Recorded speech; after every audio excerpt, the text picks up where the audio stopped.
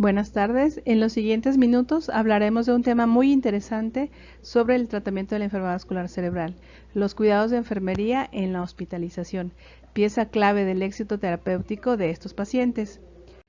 En esta charla veremos los siguientes apartados: los antecedentes, cuidados de la enfermera en la enfermedad vascular cerebral, valoración por la enfermería de algunos aspectos que son los más relevantes de esta patología, que son la valoración del estado de alerta, de la deglución, incontinencia urinaria y rehabilitación.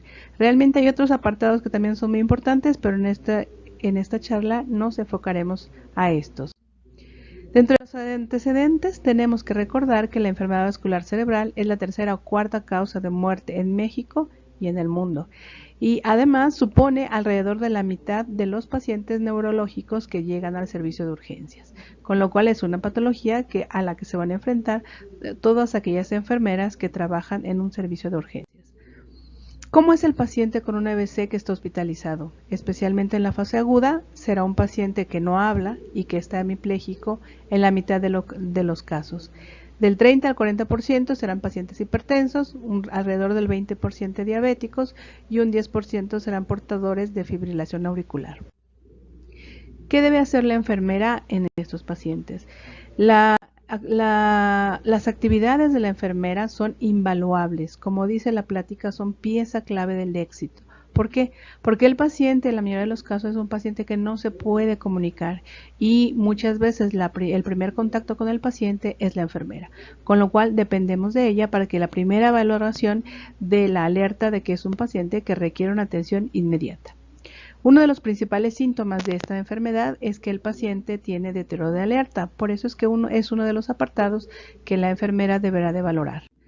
Estas son las alteraciones del estado de alerta que podemos encontrar en el paciente, que esté alerta o despierto, que significa que es un paciente que responde de manera espontánea a lo que ocurre a su alrededor y contesta las preguntas de manera fluida. Un paciente somnoliento es aquel que requiere de un estímulo leve para despertarse, pero que inmediatamente se vuelve a quedar dormido. El paciente obnubilado es similar al anterior, con la gran diferencia de que el estímulo debe de ser mucho más intenso y persistente para hacerlo despertar.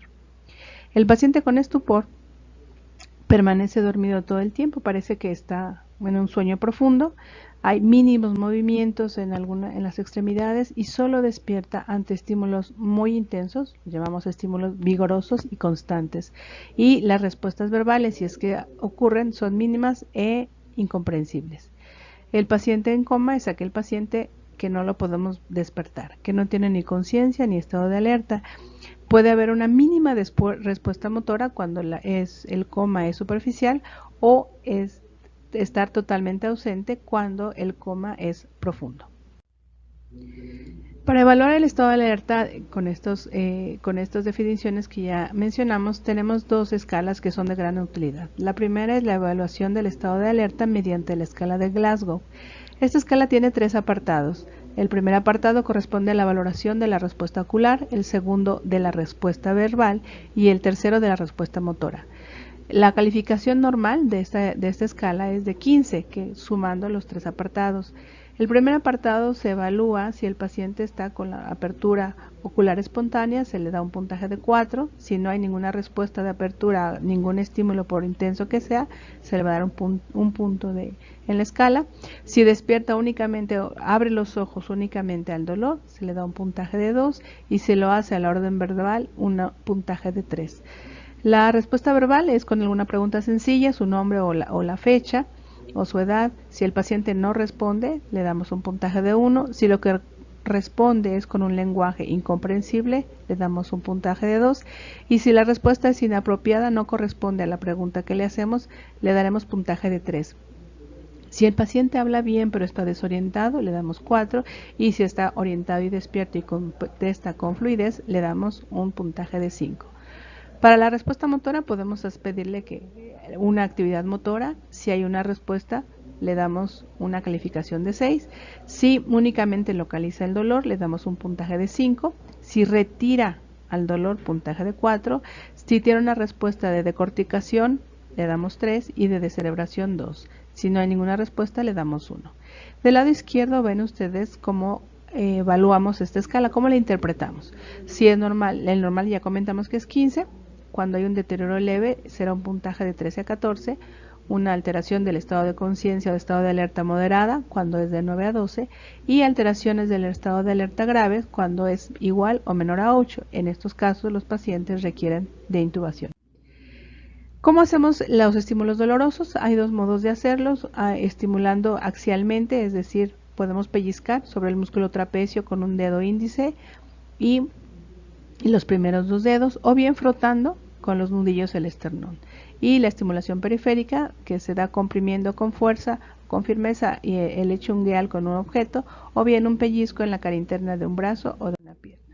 Aquí tenemos cómo se evalúa el pellizco en el músculo trapecio del lado izquierdo y en el esternón con los nudillos de la mano en la figura del lado derecho. Esta es la estimulación periférica, se puede ocupar un bolígrafo para poder hacer la compresión ungueal. No es muy recomendable, pero es una herramienta que se puede utilizar en algunos casos. Estas son las respuestas de descerebración y de decorticación que nos permiten identificar, darle el puntaje a la escala de Glasgow. Hay otra escala que también es muy importante que ustedes conozcan, que es la escala del NIH, que es una escala, es una herramienta que utilizamos para evaluar específicamente no solo el estado de alerta, sino la severidad del accidente vascular cerebral. Se compone de 11 elementos, cada uno tiene un puntaje de 0 a 4, 0 es la mejor calificación cuando el paciente está sano y 4 es la peor calificación o la peor condición del paciente. Las puntuaciones individuales se van sumando de los 11 ítems hasta dar un valor total, que va de 0 a 42. Para poder hablar de un infarto o una lesión vascular severa, el puntaje es mayor de 20 y cuando es una lesión muy leve es por debajo de 5. Esta escala tiene toda una metodología y protocolo para su aplicación. Del lado izquierdo encontrarán un enlace que pueden ustedes visitar, que es el enlace de la página de esta certificación, que es muy recomendable que tengan ustedes para poder evaluar al paciente neurológico. Aquí vale la pena recordar que en otros países más desarrollados son las mismas enfermeras quienes aplican esta escala para evaluar inicialmente al paciente con un infarto cerebral y muchas veces las enfermeras certificadas y especialistas pueden inclusive aplicar el tratamiento trombolítico que se aplica a los pacientes con infarto cerebral en las primeras 4 horas y media. Este es un entrenamiento, una capacitación que dura alrededor de 4 horas, lo pueden hacer en varios días para que ustedes puedan certificarse. Valoraremos también la deglución. La disfagia afecta alrededor del 22 a 65% de los pacientes después de una enfermedad vascular cerebral y puede persistir durante algunos meses. Estas alteraciones ponen al paciente en riesgo de broncoaspiración y de desnutrición. Se presenta especialmente en pacientes que tienen un infarto de tallo, donde también hay alteraciones del estado de alerta, aquellos que presentan infartos múltiples o una lesión hemisférica extensa y en alteraciones del estado de conciencia.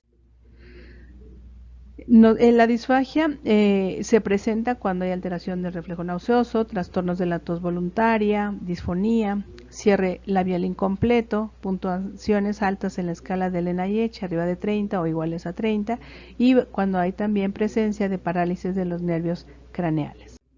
¿Cómo evaluamos a la deglución? ¿Cómo sabemos si un paciente tiene disfagia?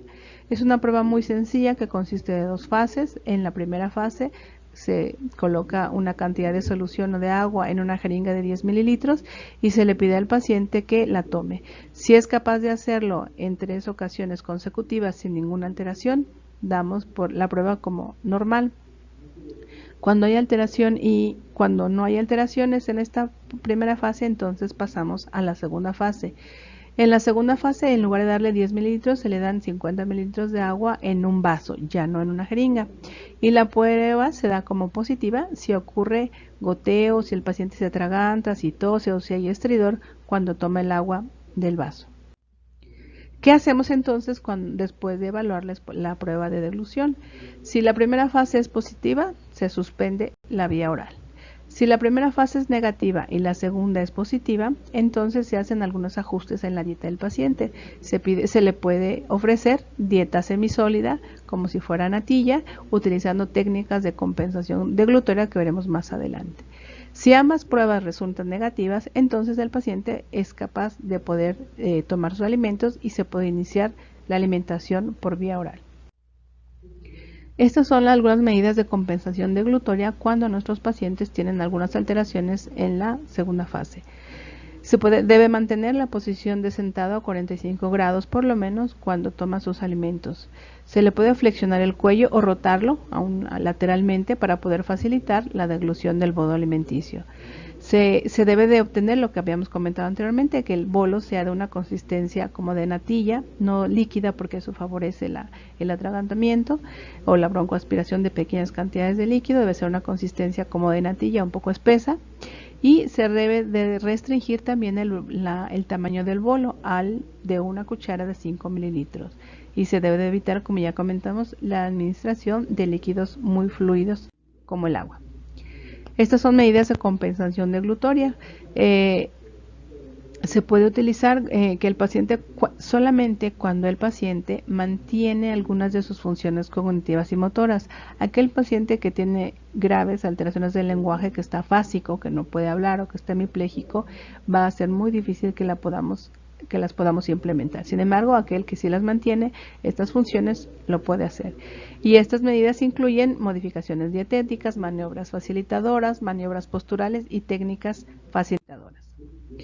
Dentro de las modificaciones dietéticas, los líquidos con espesantes, que ya comentamos, líquidos acuosos, indicados cuando hay contracción laringea débil y en la apertura cricofaringea reducida, y otras maniobras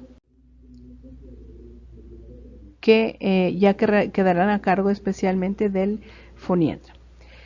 En relación a la incontinencia urinaria, es una situación que ocurre con alta frecuencia en los pacientes que han sufrido un infarto cerebral o una enfermedad vascular cerebral, y es toda pérdida involuntaria de orina objetivamente demostrable y que constituye un problema higiénico y social para el paciente.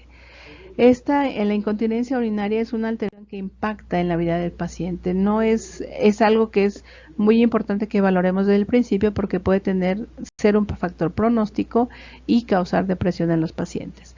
Hay varios tipos de incontinencia. La incontinencia de esfuerzo, que es aquella que se presenta únicamente cuando hay actividad física y supone más o menos la mitad de los casos de incontinencia urinaria.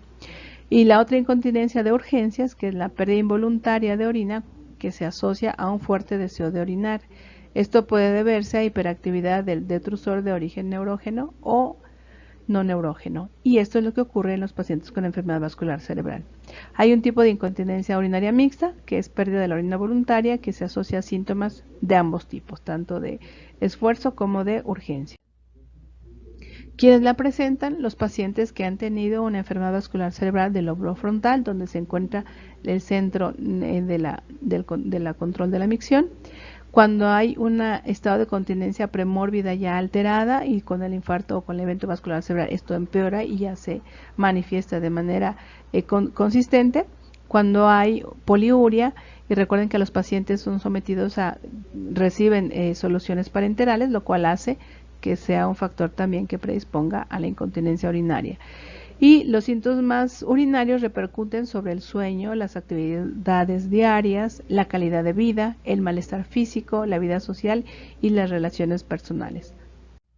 Como comentaba anteriormente, produce depresión en muchos pacientes, se asocia a mayor daño neurológico y es un factor de mal pronóstico. ¿Qué medidas podemos tener? Aunque no hay un consenso específico o una terapia específica que haya demostrado su eficacia rotunda, se han encontrado algunas medidas que pueden ayudar. La primera de ellas es identificar que existe incontinencia urinaria, tratarlo con el paciente, explicarle lo que está ocurriendo y que puede mejorarse si ese paciente hace algunas actividades, algunos entrenamientos. Se debe valorar la rehabilitación temprana, que ayuda mucho a controlar los esfínteres, y el tratamiento farmacológico posterior en los casos que persista la incontinencia. En relación a la rehabilitación, la premisa es que en cuanto se pueda, realice. Los pacientes, como ya comentamos, con una enfermedad vascular cerebral presentan la mayoría de las veces hemiplegia o hemiparesia, es decir, la mitad del cuerpo, las extremidades izquierdas o derechas pueden estar paralizadas por completo o tener una debilidad importante que limite sus actividades de manera grave. Entonces, la rehabilitación, cuando no hay ninguna contraindicación, debe de empezarse a la brevedad. Y como ven en esta imagen, el impacto de lo que la enfermera puede orientar al familiar para que lo empiece a hacer, aún antes de que el rehabilitador sea llamado, son de gran utilidad. ¿Qué es la rehabilitación? Es un proceso limitado en el tiempo, es decir, tenemos un momento de oportunidad nada más. Cuando un paciente tiene un infarto cerebral no significa que todo el tiempo es un candidato ideal para la rehabilitación. Los primeros 3 meses son los más importantes para lograr la máxima rehabilitación, con lo cual tenemos que aprovecharlos. Este proceso también es orientado por objetivos muy concretos con la finalidad fundamental de tratar y o compensar los déficits, la discapacidad que el paciente adquirió para poder conseguir la máxima rehabilitación, la máxima capacidad funcional posible, dependiendo de cada caso, o bien facilitando la independencia y la reintegración al entorno familiar, social y laboral. ¿A quién se lo vamos a dar? Como les había comentado, este proceso de rehabilitación debe de empezarse a la brevedad y debe implicar activamente al paciente y sus cuidadores, ya que el estado de vida que acaban de adquirir después de un infarto cerebral es de alto impacto y requiere habitualmente de asistencia por los familiares. Todos los pacientes deberán recibir normas y consejos generales, es decir, se les debe de animar a que intenten mover sus brazos o sus piernas, aunque no lo puedan hacer. Sin embargo, para que entren a un programa de tratamiento rehabilitador, como lo que comentamos hace 2 diapositivas, el paciente tiene que tener cierto grado de nivel funcional que le permita colaborar en los movimientos, tanto activos como pasivos. Deben tener posibilidades reales de recuperación, de mejoría de su déficit neurológico y funcional. No deben de tener otras enfermedades graves que supongan una expectativa corta para su supervivencia o limiten su capacidad para realizar esfuerzos físicos. Pacientes que tengan alguna discapacidad ortopédica, por ejemplo, son a veces muy difíciles de rehabilitar.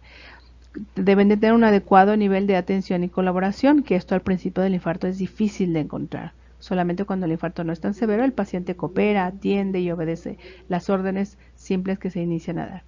Existe un entorno, debe de darse en aquellos pacientes que tengan un entorno familiar adecuado, capaz de asumir y ejecutar los consejos y enseñanzas que el equipo de rehabilitación va a enseñar a los pacientes. Es decir, el cuidador o quienes vayan a participar en la rehabilitación del paciente, del enfermo, deben de ser capaces de entender lo que van a hacer y cómo hacerlo. Si no, también ponemos al paciente o podemos ponerlo en un peligro. En la fase aguda, lo que la enfermera puede hacer es la movilización precoz, tan pronto como la situación clínica del paciente lo permita. Esto, por un lado, evita las laceraciones en las áreas de presión y permite que las articulaciones se mantengan móviles. En general, se comenzará a movilizar y sentar al enfermo a partir de las 24 o 48 horas post-ictus si está médicamente estable. Si no hay alteraciones hemodinámicas que impidan esto, el paciente debe sentarse al siguiente día de que ocurrió su infarto. Se retrasa, sin embargo, la rehabilitación cuando el paciente empeora, hay una progresión neurológica de su estado, cuando hay hemorragia subaracnoidea, cuando hay hipotensión ortostática que puede complicar o extender la lesión vascular, o cuando hay también un infarto al miocardio asociado. En estos casos, la rehabilitación sí debe de retrasarse hasta que las condiciones se puedan corregir o pasen algunas semanas de la etapa aguda. ¿Cuáles son los objetivos de la rehabilitación? Bueno, la enfermedad debe recordar o debe saber que los objetivos son evitar la aparición de contracturas musculares y rigideces articulares debidas a la parálisis que produce el infarto cerebral o a la espasticidad que se va a producir en semanas posteriores. Eso también otro objetivo es prevenir las úlceras de decúbito y las complicaciones vasculares como trombosis venosa profunda y tromboembolia pulmonar. Otro objetivo es evitar la dependencia y la depresión, favorecer el drenaje pasivo de secreciones bronquiales y una estimulación sensorial del paciente. ¿Qué medidas posturales podemos implementar? Es importante que la cama tenga una superficie lisa y que la situación del paciente en la misma nos permita dirigirnos y estimularlo desde el lado parético. Esto es bien importante porque a veces los dobleces de la sábana o el que haya pequeños bordes que nosotros no percibimos bien pueden ser el inicio de una laceración o de una postura anormal que cause daño al paciente. Se deben de realizar cambios posturales cada 2 o 3 horas. Esto a veces lo puede hacer la enfermera, generalmente requiere de ayuda de otra persona para que lo pueda mover con seguridad al paciente. Se deben de evitar mal posiciones de los miembros afectados. Recuerden que los pacientes suelen tener paralizado medio cuerpo. Ellos no pueden mover sus extremidades. Como nosotros los acomodemos o como el camillero los acomode, así se quedarán. Ahí es donde es muy importante que la enfermera revise que las extremidades del paciente, que su cuerpo en general haya quedado en una postura fisiológica, que no quede una postura normal para evitar estas complicaciones. Movilizaciones. Las movilizaciones son de 2 tipos, las pasivas de los miembros afectados para mantener los recorridos articulares y estimular el movimiento, es decir, todas las articulaciones debemos de procurar que mantengan los arcos de movilidad completos. Esto evita con el tiempo la anquilosis y los dolores que pueden ser muy discapacitantes. Y también están las movilizaciones activas de los miembros sanos, es decir, nos ocupamos de los 2 lados, tanto del lado parético o pléjico como del lado que quedó sano. No porque esté sano no lo vamos a mover, también va a estar estático porque va a estar en cama el paciente por algunas semanas, entonces debemos de ocuparnos también de las extremidades sanas. Los ejercicios deben de ser diarios y mientras no acude el rehabilitador ya profesional o la asesoría profesional, se puede decir al paciente o a los familiares que deben de hacer movimientos de todas las articulaciones que puedan ser movidas en todas las direcciones, intentando abarcar todos los arcos de movilidad, empezando en el cuello, los hombros, los codos, las muñecas, los dedos, la cadera, las rodillas, los tobillos y los dedos de los pies. Todo eso los debemos de mover y pedir al paciente que lo intente mover. Se enseñará al paciente a movilizar las extremidades paréticas, sobre todo el miembro superior, para prevenir la aparición de capsulitis del hombro, y se estimulará la movilidad activa con participación de volteos y cambios de postura. O inclusive si el paciente puede caminar y puede ponerse de pie, se debe hacer. En la etapa subaguda, que puede también seguir el paciente hospitalizado si hubo alguna complicación o si está en espera de algún examen dentro del abordaje diagnóstico, y aquí se debe de identificar la aparición de espasticidad e hiperreflexia que normalmente acompaña pues esta etapa. Marcar el inicio de la fase de trabajo activo por parte del paciente para la recuperación de la fuerza y la coordinación. Aquí la motivación que hace la enfermera es muy importante. Muchas de las personas cuando han sufrido un evento vascular cerebral piensan que su vida se acabó. Es una enfermedad catastrófica, no tienen una percepción anormal de la realidad. Es verdad lo que están sintiendo, pero si ellos escuchan esas palabras de ánimo, esa insistencia de parte del personal de enfermería a que empiece a hacer la rehabilitación, puede ser la diferencia entre una recuperación más pronta del paciente.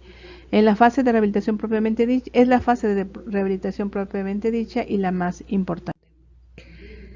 Conclusiones. Bueno, lo que yo quiero dejar, el mensaje que les quiero dejar a ustedes enfermeras es que son piezas clave, son un personal clave en la atención del paciente que ha presentado una enfermedad vascular cerebral. Es indispensable que ustedes como enfermeras en el servicio de urgencias estén capacitadas para valorar a un paciente con esta patología, recordando que son pacientes que no hablan y que no pueden moverse. La enfermedad de urgencias tiene una gran área de oportunidad para poder valorar el estado del paciente, el estado de alerta y detectar los primeros datos de alerta cuando un paciente empieza a deteriorarse o a empeorar su estado neurológico. Y la prueba de deglución es sencilla y está indicada en todo paciente que ha presentado una enfermedad vascular cerebral y se puede hacer en la cabecera del enfermo. Identificar y tratar la incontinencia urinaria tempranamente impacta favorablemente en la calidad de vida del paciente y del cuidador. La rehabilitación del paciente con enfermedad vascular cerebral puede iniciarse tempranamente. Es muy importante esto, que es el mensaje final. Los cuidados de enfermería son indispensables, especialmente por ser un paciente con grandes problemas de comunicación y en un cambio radical de vida. Es una enfermedad catastrófica para el paciente, para su familia y la sociedad. Y aunque el paciente no esté en condiciones de contestar o pareciera que no percibe lo que está ocurriendo, hay que recordar que es una persona y que muchas veces sí están escuchando, están sintiendo, están viendo lo que ocurre a su alrededor, pero son incapaces de comunicarse. Entonces, hacerlo con esa visión humana de que a pesar de que no parezcan en ese momento, siguen siendo personas dignas que merecen un trato digno. Aquí hay algo de bibliografía que les puede ser de utilidad y pues muchísimas gracias.